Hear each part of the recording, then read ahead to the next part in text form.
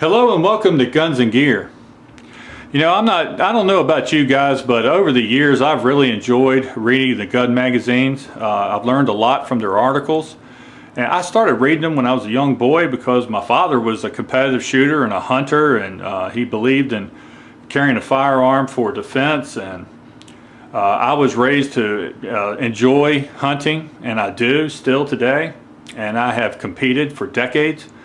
And I also believe in carrying a firearm for defense. And I have been entertained and I have learned from many of the articles in the gun magazines. But you know what? They also have created a few terms in those articles that we use quite often. What comes to mind in the beginning is a barbecue gun, right?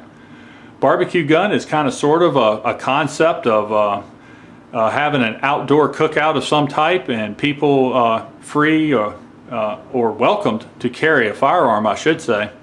And they often pick a nice firearm and wear it openly, more or less to showcase the firearm, okay?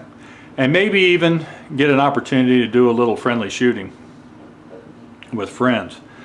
Another terminology that is often, that was created from gun magazine articles, is the perfect packing pistol.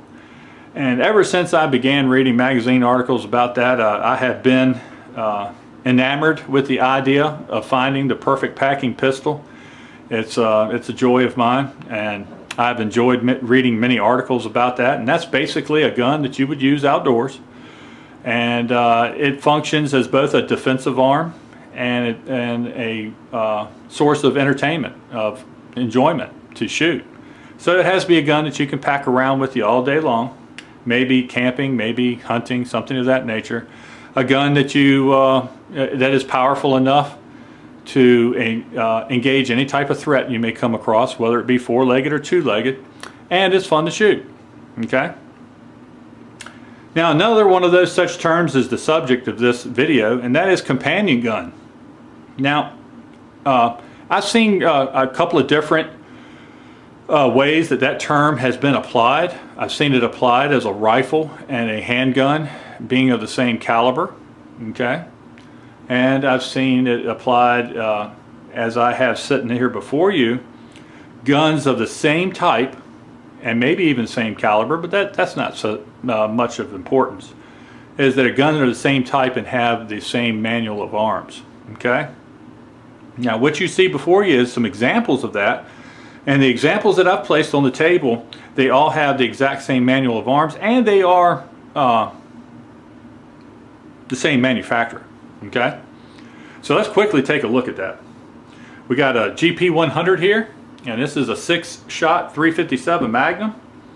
And as the companion gun to that, I have an SP101, which is also a 357 Magnum. It's a 5-shot. Okay. Here I have the HK45, outstanding firearm.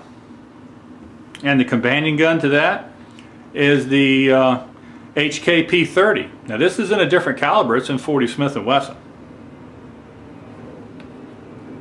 Okay. Now we have the Glock 17, all right, 9mm. And the companion gun to that, we have the Glock 19, all right, which is also 9mm. Now we have the big boy, Model 29, 44 Magnum. And the companion to that, a 3-inch Model 29 and 44 Magnum.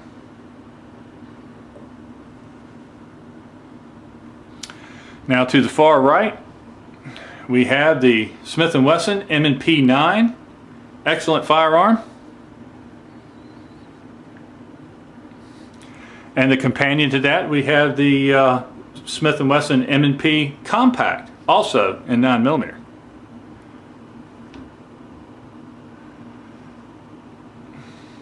Last but not least, we had the Sig P226. This one happens to be chambered in 40 Smith & Wesson. And the companion to that, we have the excellent Sig P229, also in 40 Smith & Wesson. Now, the idea of the companion gun has also been adopted, or I don't know if it was adopted, it may have been came up with from law enforcement, because many folks in law enforcement, they feel that it's advantageous to a law enforcement officer to have a off-duty weapon or backup weapon that has pretty much the same manual of arms as their duty weapon. Okay? Now that's not an absolute, but it's a sound idea. And that can be applied to civilian use by the gun that you have for home defense. Maybe you have a handgun for home defense, any of these larger guns except for maybe the big 44 Magnum, but you could load it with 44 Special. You may have for home defense, and if you feel it advantageous, you could get a smaller version of that gun that has pretty much the same manual of arms and use that for your concealed carry. Okay?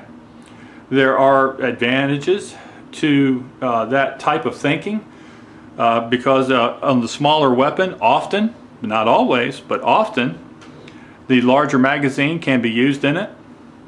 Okay? That is the case with here, that's the case with here. That's even the case with here, even though they're two differently designed magazines. I have been able to shoot my 226 magazines in my 229. Now, of course, that is not going to be an option for you if you have the two guns in different calibers. Okay? But if they're in the same caliber and of the same manufacturer and type, more often than not, the magazines are interchangeable. Well, I should say the larger magazine can be used in the smaller gun. Here's a case right here where they're very similar in design, but this is a 45 and this is a 40 Smith & Wesson, and of course you cannot interchange the magazines with those two guns. Okay? So that's just a quick video talking about some different guns, a different type of terminology. It would be interesting to hear what you guys think. I know that some people like the idea of having guns that are similar manual of arms. So let's hear about your opinions. All right? Well, as always, folks, thank you for watching my videos, and remember to shoot straight on the range and in life. Thanks.